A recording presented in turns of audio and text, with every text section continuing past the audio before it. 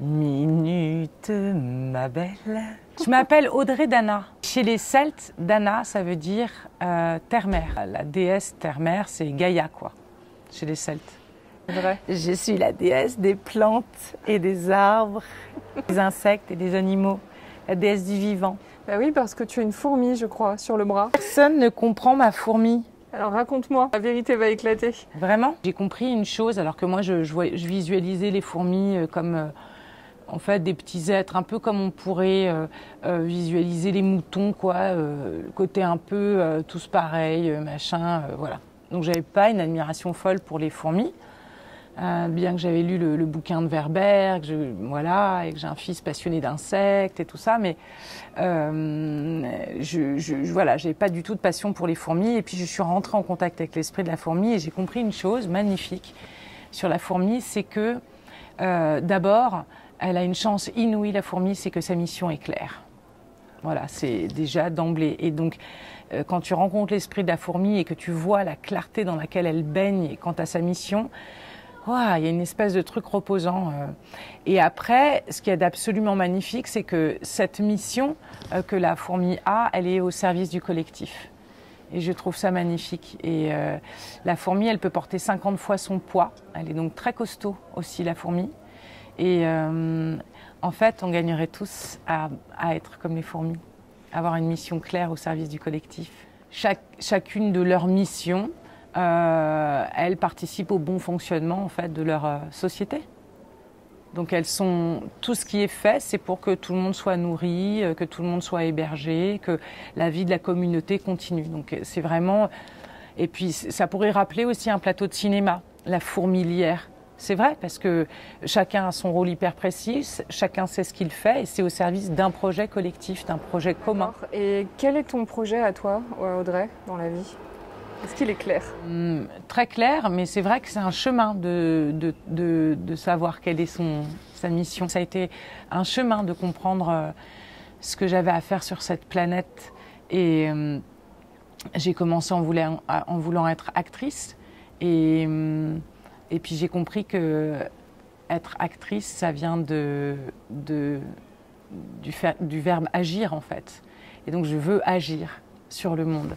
Et ma mission plus précisément, profonde, en dehors de faire du bien et de vibrer le plus d'amour et de joie et d'espoir et de foi, au-delà de ça, ma mission à moi propre, j'aimerais, quand je meurs dans cette vie-là, me dire que grâce à mes actions, grâce à tout ce que j'ai accompli dans ma vie, j'ai réussi à faire planter des milliards d'arbres. Voilà. Mais alors comment tu fais pour planter des milliards d'arbres ?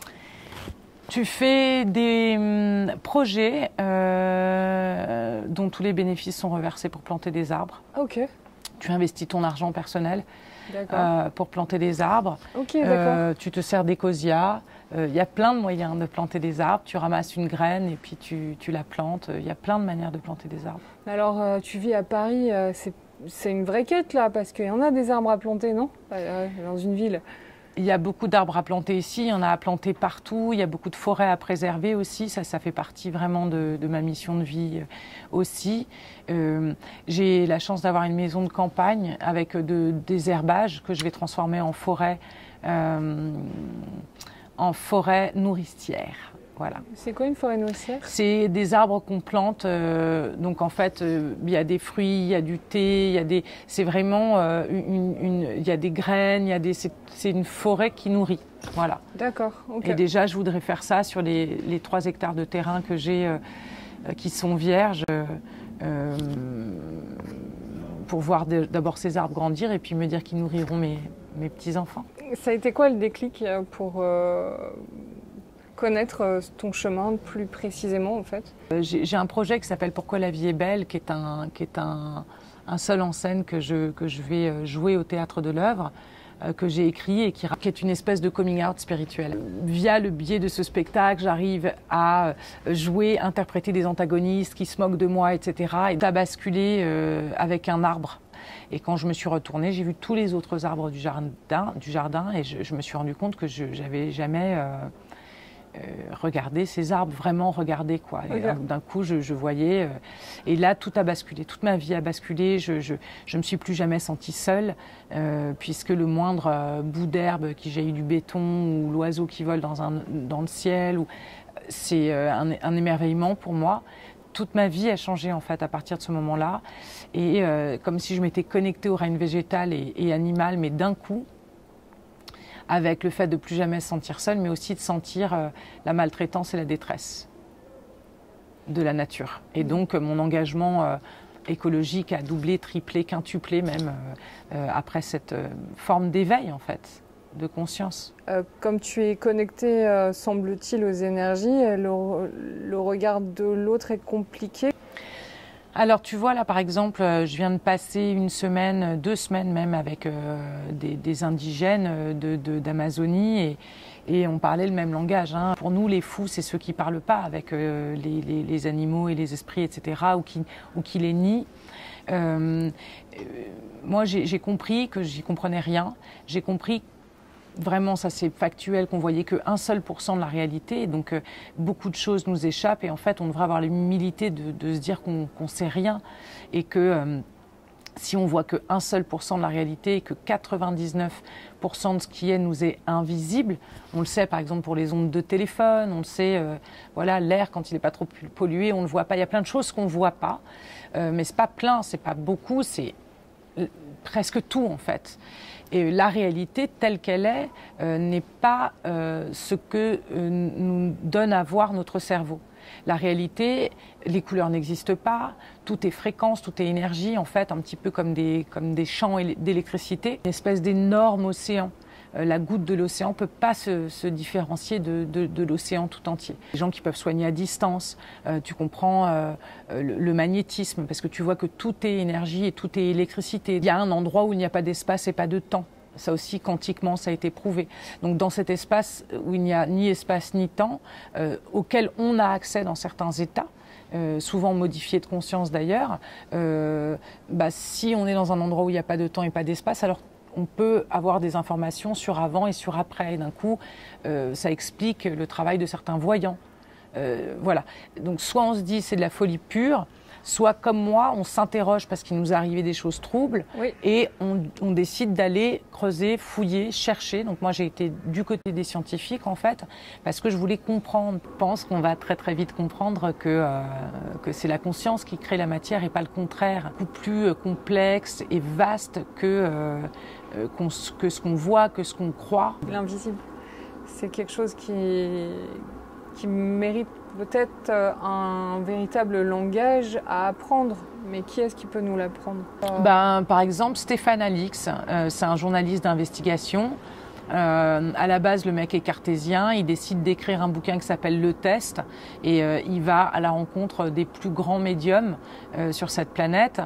Et lui, ce qu'il a fait, c'est qu'il a caché des choses dans les vêtements de son père qui a été enterré, et même sa femme n'était pas au courant des objets et de ce qui a été caché. Et ça a été ça son test, ça a été leur demander qu'est-ce qui est dans les poches du costume de mon père dans son cercueil. Donc c'était vraiment impossible à savoir et 100% des réponses sont bonnes en fait. Il a terminé. Qui est-ce qui a répondu à ça ? Des voyants très réputés sur Terre. Et lui, il est sorti de cette expérience, du test, donc métamorphosé. Et puis après, il a commencé à creuser aussi sur d'autres sujets.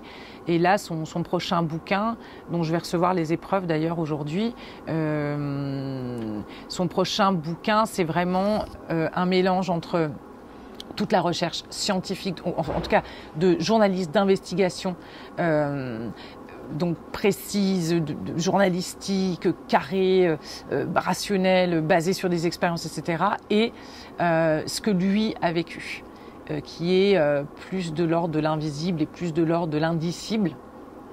Et donc il fait rencontrer son expérience personnelle, son chemin spirituel, on va dire, avec son travail de journaliste qui a investigué sur ces sujets-là de la conscience avec un grand C. Et lui, il est voilà, toujours en costard, avec une chemise. C'est pas le mec qui a l'air un peu barré, chaman, connecté, pas du tout. Je veux dire, il pourrait être politicien ou avocat, ou il parle de manière extrêmement claire. Il y a rien qui semble. Voilà.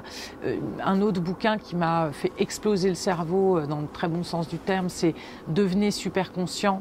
Ouais. Ou Devenir super conscient de Joe Dispenza. Okay. Donc lui, il a fait des recherches en neurosciences. Il a placé des électrodes sur les cerveaux avec des techniques de méditation.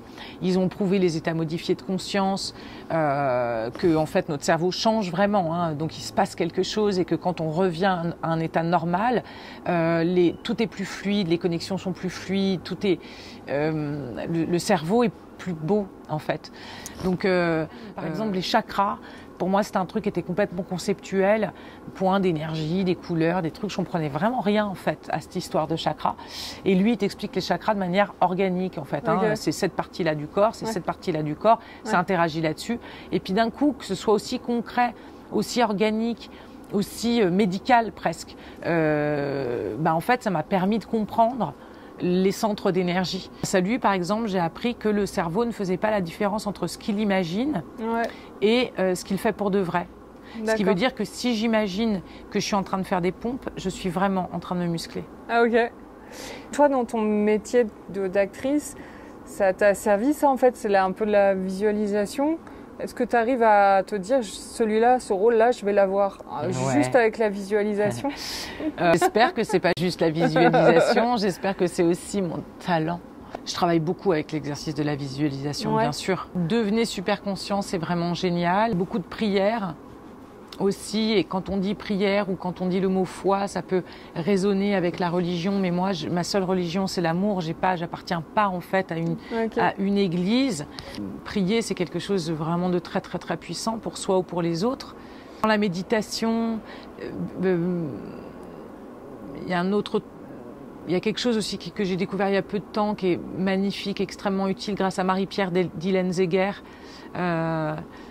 qui écrit des ouvrages vraiment passionnants. Et celui-ci, c'est écouter les signes et les suivre, ou un truc comme ça. C'est sur mon Instagram, le titre exact du bouquin. Elle te dit vraiment, quand tu as mal quelque part, quand il y a quelque chose qui ne va pas, arrête tout, regarde, écoute. Et c'est vrai qu'au lieu de se dire je vais faire ci, je vais faire ça, parce que je ne me sens pas terrible, de s'asseoir et de vraiment regarder. D'abord, ça permet de faire disparaître l'inconfort en 3 à 5 minutes, d'en comprendre sa base, sa racine en fait. Donc c'est vraiment un exercice génial. Et puis dans son bouquin aussi, ce qu'elle dit, c'est qu'on peut, quand on est face à l'impatience, au lieu d'être dans ce truc je voudrais tout de suite, là machin, et j'en peux plus et c'est dur, de vraiment comprendre que le temps est notre allié et que les choses mettent du temps à bouger. Donc soit je suis là et je me dis putain c'est long, c'est chiant, soit je suis déjà à quand ce sera terminé. Et je me branche je sais que ça va mettre du temps, peut-être c'est 6 mois, peut-être c'est 1 an, mais ça y est, je m'y vois. Et donc quand je suis prise d'une angoisse, au lieu de rentrer dedans et de machin, tout ça, je m'imagine déjà libérée. Le moment où ça y est, c'est terminé, c'est derrière, l'épreuve est passée, je suis en forme, je vais mieux, voilà. Donc ça, c'est un super outil. Et c'est Marie-Pierre Dylan-Zeguer qui me l'a donné. Alors je vois que tu as un sac près de toi. Est-ce que tu peux me parler déjà de ton rapport aux objets et au sac en particulier? Qu'est-ce que ça représente pour toi? Un sac, c'est un truc pour mettre des choses dedans pour quand on se déplace. Voilà. Point. Non, Est-ce que tu apportes ta maison avec toi, ou tu as besoin d'être protégé par ton sac, ou non, en fait, tu n'as pas Non, moi d'abord, en règle générale, j'ai une banane. Donc j'ai même un tout petit truc pour juste glisser le téléphone, la carte bleue, la clé. Voilà. Après, évidemment, si je pars 3 jours quelque part, je vais bourrer mon sac. Mais quand je me déplace pour aller me poser quelque part, oui, je vais mettre forcément des bouquins que j'ai envie de lire au cas où je me retrouve à attendre, mon ordinateur au cas où j'ai envie de travailler. concrètement on peut regarder dedans, sans pas, je veux dire, perturber dans ton intimité de le partager, quoi. Là, par exemple, j'ai de l'huile essentielle. Okay. C'est de la lavande aspic. Okay. La lavande aspic, c'est génial, c'est cicatrisant et surtout, quand je me fais piquer par un moustique ou un truc, j'en mets un peu et ça vire tout de suite le côté dérangeant et grattant. Trop bien. Voilà, j'ai un peu d'arnica montana, on n'est jamais à l'abri de se prendre un petit coup dans la gueule. J'ai de la terracotta de chez Guerlain. Okay. Il n'y a quand même rien de tel que la terracotta. Est-ce que tu es très make-up dans la vie? Pas du tout. Maquillage, c'est les tournages. Même ça, j'aimerais que ça s'arrête. Moi, j'utilise beaucoup les produits de Fred Mécène et elle a un petit pot d'anti-cerne. C'est hallucinant, t'en mets un tout petit peu sur le bout du doigt, tu fais tous les endroits du visage. Okay. Ça et terracotta, un petit peu de vert dans l'œil quand je suis de bonne humeur, tu vois, pour vraiment me sentir un peu machin. Du rouge sec sur la bouche. Et puis après, j'asperge d'eau de rose pour bien tout faire entrer pour jamais que c'est l'air posé en fait, tu vois. Je déteste le mascara par exemple. Ah oui, ok. Ouais. D'accord. Pourquoi? Je me sens déguisée quand j'en mets. J'ai l'impression. T'es une actrice pourtant. Ouais, être déguisée, je veux bien être déguisée quand j'ai des raisons d'être déguisée, mais sinon j'ai envie d'être moi en fait. D'accord. Je m'aime bien. Ok, donc dans la vie t'es pas une joueuse en fait, tu es toi. Non, je suis très moi. T'es très cash. Je suis très moi. Okay. Et j'adore jouer justement quand je joue quoi. Ok. On a tous un persona, hein, une figure. Voilà, selon que tu es en robe, que tu es en pantalon, que tu es en petites chaussures, que tu es en grosses baskets, que tu es en boots, que tu es en gros pull, que tu es un peu moulant. Déjà, on ne se sent pas pareil. Moi, si j'ai les cheveux relevés ou baissés, si j'ai des boucles d'oreilles ou si j'en ai pas, tu vois. Ouais. Si j'ai du vernis, si j'en ai pas, si je mets mes bijoux, si j'en ai pas mis. Tout ça, ça vient influer ton persona, la façade, ce que tu vois, ce que tu partages avec les gens. Qu'il y a d'autres dedans? Ça, c'est de la golterie, on l'appelle aussi wintergreen. Et ça, c'est pour tout ce qui est courbature. Il y en a dans le baume du tigre, juste pour filer une idée. Voilà, c'est du camphre. D'accord. En fait, et ça fait énormément de bien aux muscles, quand on a des douleurs. Ça, c'est génial. Okay. Et là, j'ai du Ravinsara. Et ça, c'est génial pour tout ce qui est ORL. C'est vraiment super, tous les problèmes ORL. Comment tu soignes toi dans la vie alors? Tu es très médecine douce Mais moi, je supporte pas la chimie. Okay. Elle me met... je prends tous les effets secondaires de tout en fait. J'ai jamais supporté la chimie, j'ai même accouché naturellement chez moi de mes 2 enfants. J'étais carrément terrorisée à l'idée de me retrouver dans un hôpital, dans une situation où je pourrais recevoir de la chimie, tu vois. Comment tu as accouché chez toi? Raconte, c'est incroyable. Alors, New York, il y a un centre d'accouchement naturel, donc c'était pas chez moi, mais c'était un centre d'accouchement naturel. T'as vécu à New York? De 18 ans à 20 ans. Enfin, de 19 à 21. Donc, j'ai eu mon premier fils là-bas. Ah, t'étais très jeune quand t'as eu un enfant? Ouais. Et c'est son père qui m'a invitée à m'ouvrir à cette option. Finalement, j'ai accouché là-bas. Et j'ai vécu l'expérience la plus incroyable de ma vie. Et surtout, j'ai pas compris pourquoi... parce que, en fait, l'aide médicale sauve des vies et c'est absolument merveilleux. On le sait, ça peut vraiment nous sortir d'impasse. Mais aujourd'hui, il y a vraiment une surmédicalisation de l'acte de l'accouchement. On sait qu'il y a des histoires de temps, de délai, donc pour que ça se dilate plus vite, pour que machin, puis on sort les forceps, puis on finit par ouvrir. Le service change, il y a d'autres gens, faut qu'on... Bon. Et tout ça, sans parler des drogues qui sont injectées, on n'a pas le droit de prendre un Doliprane pendant la grossesse, mais par contre, pas de problème pour une péridurale pendant l'accouchement. C'est quand même chelou, je trouve. Ouais. Moi, je trouve pas ça super sensé. Bon, mais tout ça, ce sont des actes facturés et qui nous éloignent en fait de notre animalité. Et moi, j'aurais jamais pensé ça si j'avais pas vécu un accouchement naturel. Et j'aurais jamais vécu un accouchement naturel si le père de mon enfant m'avait pas poussé à m'ouvrir à cette option. Pourquoi il t'a poussé à ça? Parce qu'il est né dans une grange, son premier berceau c'était de la paille, c'est son père qui a accouché sa mère, il n'y avait pas de médecin, il n'y avait pas de truc, et que lui il voyait pas les choses différemment. C'était un New-Yorkais?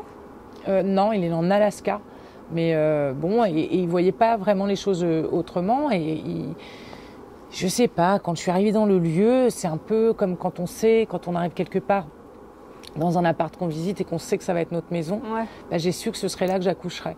Donc ça m'a complètement perturbée. Ça a duré 28 heures.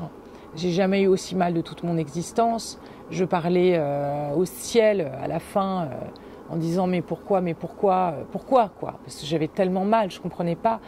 Et puis je voyais les gens de ma famille qui partaient se reposer, qui revenaient après une petite sieste de 4 heures, quand moi ça faisait 28 heures que je travaillais, que j'avais dormi que 4 heures la nuit d'avant, j'étais exténuée. Après, pendant les poussées, il me claquait le visage entre les poussées parce que je m'endormais. Et moi, je me disais, dès qu'il est sorti, je le donne. Je dors 2 ans. Et elle me claquait les sages-femmes pour pas que je parte, quoi. Parce que vraiment, voilà, j'étais fatiguée, j'étais épuisée, j'en pouvais plus. Et en fait, à la seconde où le bébé est sorti, d'abord, il a eu une naissance magnifique parce qu'il est né dans sa bulle d'eau. Donc c'est pour ça que c'était très dur et très sport, parce que j'ai pas sorti juste un bébé, j'ai sorti tout le liquide amniotique avec. D'accord. Mais lui, pas de sang, pas de tête en cône.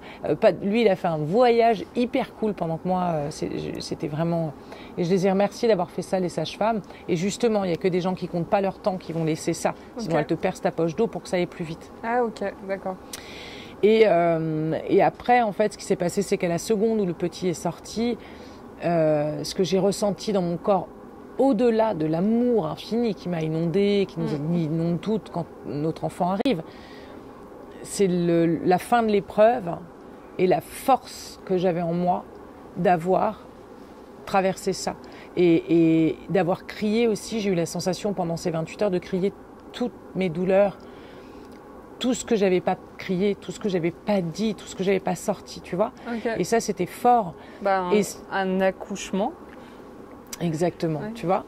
Et puis, j'avais l'impression que je pouvais prendre le métro et que si un mec arrivait pour m'agresser, qu'il pourrait rien me faire. Okay. J'avais l'impression que j'étais Wonder Woman. D'accord, ouais. Tu vois. T'as ressenti une grande force. Une force, une puissance. Animale et une fierté aussi. Et puis, tu sais, c'est tellement dur et c'est tellement long. Et ce qui est dingue, pas fatiguée, 4 heures plus tard, j'étais dans un taxi. Okay. Tu vois, une patate, tout le monde me dit mais c'est pas possible. Chez toi, du coup, t'étais dans un autre centre d'accouchement naturel. Ça, c'était le premier. Et le deuxième, enfant, on n'a pas le droit d'accoucher à la maison.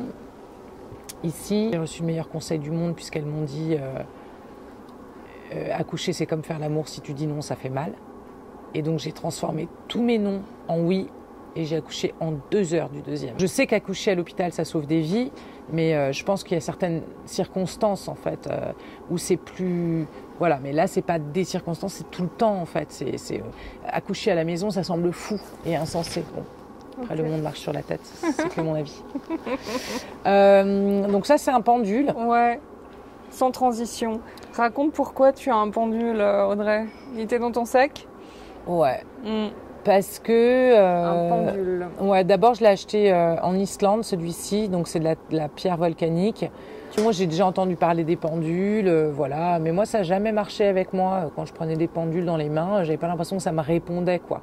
Et la manière d'interagir avec un pendule, c'est de lui dire donne-moi un oui, donne-moi un non. Et comme ça, tu comprends sa grammaire. Après, tu lui poses des questions. Et quand je lui parlais dans ma tête, donne-moi un oui, tout était tellement clair, je sentais tellement une énergie incroyable. Et donc, c'est devenu mon pendule.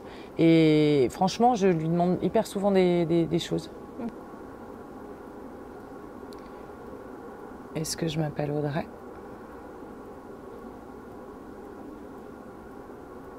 Est-ce que je m'appelle Lee ?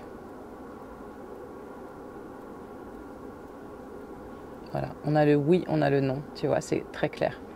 Le oui, il tourne, le non, il fait un trait. Je pose même les questions dans ma tête et c'est génial en fait. Et ça répond pas toujours ce que je veux. Il y a des moments ça m'arrange, quand ça me dit oui, ça me dit non. Et puis il y a des moments ça m'arrange pas du tout. Mais j'écoute toujours mon pendule par contre. Alors ça peut sembler fou. Non, mais est-ce que c'est pas toi finalement qui le fait, le non et le oui en fait ? C'est ton fluide donc c'est ton... Ouais, sauf qu'il y a vraiment des trucs où je sais pas. Tu vois ? Ça vient d'où alors à ce moment-là ? De cet endroit qui sait en tout cas. Ok. Donc ça peut être moi qui a un endroit de moi qui sait, voilà. Mais après, voilà, on voit 1% de la réalité. Qu'est-ce qui se passe ? Qu'est-ce qu'il y a ? Qu'est-ce qui meut ? Qu'est-ce qui crée la vie ? Je sais pas moi. Tout ce que je sais, c'est que ça ne me trahit pas et que c'est moi, ça m'aide beaucoup. Bon. On se pose tous des questions, on a besoin d'avoir des réponses. Parfois, ça nous arrive même d'appeler des amis pour qu'ils nous disent tu veux pas me donner la réponse là, je cherche, je l'ai pas et tout. Donc c'est un peu ton meilleur ami, je sais pas, un peu ton pote quoi. Non mais c'est vrai, c'est génial, c'est un outil qui est génial. Ton téléphone dans ton sac, qu'est-ce que tu fais avec ton téléphone? C'est un objet de torture. Mais c'est aussi un objet très utile parce que c'est un objet de communication. Je trouve que c'est un objet qui peut nous aspirer et aspirer notre attention. Et c'est pour ça que je suis hyper vigilante avec les enfants parce que je vois que nous, adultes, on a du mal à contrôler ça. Donc, comme je suis un peu électro-hypersensible, je ne peux pas de toute façon l'avoir longtemps dans les mains. Je le mets toujours sur haut-parleur. J'essaye d'écrire les messages comme ça pour ne pas être en train de le porter. Donc, à un moment, la main chauffe, à un moment, je suis plus bien, et tu vois. C'est électro, comment tu m'as dit? Électro-hypersensible. Tu sais, je sens un peu les ondes. Les vrais électro-hypersensibles peuvent même pas vivre en ville. Hein. Donc moi, je suis pas là, mais... Tu l'as entendu, l'oiseau, là? Bah ouais, le corbeau. Mais pas cette bague, ça c'est la Vierge. C'est la Vierge. Et donc, par exemple, la Vierge, c'est vraiment une énergie, on va dire, que j'aime et à laquelle je me connecte et qui n'a rien à voir avec la religion catholique. Pour moi, la Vierge et Jésus, c'est un peu les versants d'une même pièce, quoi. Un modèle d'amour inconditionnel et de douceur et de rondeur et de justice. Et les oiseaux sont d'accord. C'est mon permis, donc j'ai ça et je devrais le coller à ma voiture. Tu as attendu tout ce temps pour passer ton permis? Voilà, ça c'est le harnais de mon chien d'amour. Qui s'appelle comment ton chien? Que j'élève sans laisse, donc j'en ai un juste au cas où j'ai besoin de l'attacher. Il s'appelle Spirit. T'as entendu parler de toi, mon amour? Il entend parler de ton nom, regarde, voilà. Spirit. Ta banane. Qu'est-ce que j'ai là-dedans? Banane d'Audrey. J'ai un taille-crayon. J'ai un taille-crayon avec un stylo un crayon pour l'argile, pour dessiner en fait sur les biscuits d'argile. Et voilà, parce que je fais de la poterie, j'adore ça. Ok, d'accord. J'ai les clés de mon ancien appartement. Parce que le propriétaire l'a acheté. Salut, mais il n'y habite pas. Et comme il me manque, il m'a filé les clés pour que je puisse y aller. C'est quand même assez génial. Près du Sacré-Cœur. Attaché au lieu? C'est important pour toi, en fait, quand il y a des plantes, oui. Et d'ailleurs, les lieux que j'ai habités, j'ai laissé mes plantes, j'y retourne. J'ai les 2 jeux de clés des 2 endroits où j'ai planté, j'ai revendu. Et, ça, c'est une facture d'une Vierge que j'ai achetée pour un anniversaire. Tu achètes beaucoup de Vierges et J'adore la Vierge. Derrière toi? Ouais. J'adore la Vierge. D'accord. Et tu es connecté avec la Vierge ou je sais pas? Pour moi, la Vierge et Jésus, c'est pareil.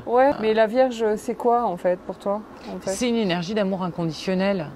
C'est une énergie... la petite bille, quoi. Les Beatles, ils sont tout dit. Hein. Appelle Marie et laisse faire. Ça, c'est mon permis de conduire. C'est trop bien. Je suis pas peu fière puisque j'aurais attendu plus de 40 ans pour passer mon permis. Et pourquoi tu l'as passé maintenant, tu sais? Ça te manquait? Je sais pas pourquoi tu l'as pas passé avant en fait. C'est plutôt ça, pourquoi je l'ai pas passé avant. Ça, c'est très personnel. En revanche, j'ai dépassé ça. Ça, c'est très joli. Sex, Life and Therapy, c'est un petit papier tout joli et qui est le titre de la série que je développe avec Quad Drama. Et je disais à un pote, ça s'appelait Sex Thérapie, je dis putain, il faudrait qu'il y ait le mot vie quelque part dans le titre. Et puis il a pris un petit bout de papier, il a écrit ça et c'est le titre du projet aujourd'hui, donc j'ai gardé ce petit papier. Tu es scénariste aussi, Audrey, alors? Ouais. Tu es actrice et scénariste. Ouais, j'ai écrit mon premier roman. J'ai écrit déjà une fiction un peu autobiographique. C'est pas mignon ça. C'est un petit crayon à papier avec des petits cœurs rouges sur fond blanc. Et je sais pas pourquoi les cœurs rouges sur fond blanc, ça doit être mon côté fille de 4 ans, me plaît vachement. Mes clés, j'ai pris une petite Cooper jaune fluo. Et tu t'en sers en ville? Non, très peu quand même. Très peu quand même. Tu fais du vélo? Et je me déplace beaucoup à pied. Ça, c'est une carte de la fille magnifique. Et donc ça s'appelle Pina Paris. Et elle choisit toutes ses pierres et elle fait des bijoux vraiment sur mesure. Et ça, c'est une pierre qui date de 500 ans du Tibet. De la cornaline, du jaspe rouge, pierre du masculin. Comme je prends tout le temps mon sac partout avec... Enfin, quand je sens que je vais avoir une grosse journée, que je peux attendre et tout ça, je prends ce sac-là pour pouvoir y mettre des livres en fait. Donc là, par exemple, je ne l'ai pas encore lu, je vais l'attaquer. Manifeste paradisiaque de Laurent Hugli. Et c'est vraiment... Laurent Hugli, il a écrit Mère, qui est sans doute mon livre préféré, qui est une... comme si la forêt amazonienne prenait la parole et nous délivrait un message.